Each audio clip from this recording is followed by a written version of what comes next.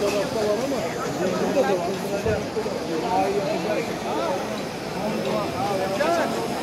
Geç geldi o değil mi? Doğru. Güzel oldu.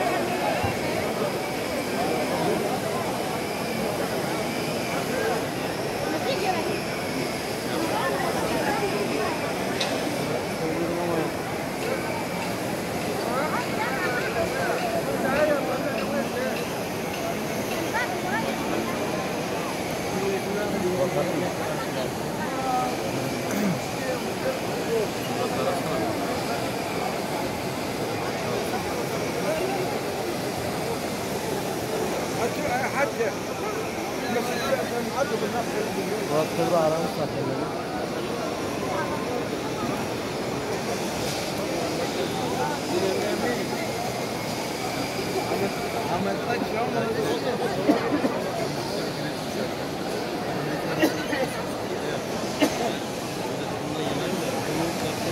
Aynı yerdeyiz kardeşim, buldun mu? Alo.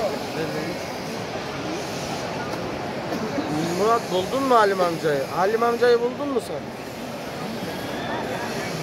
Murat.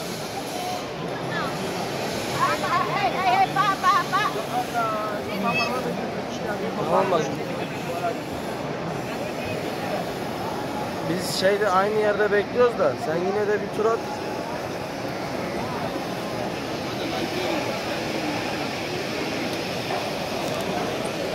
Tekrar gidelim mi?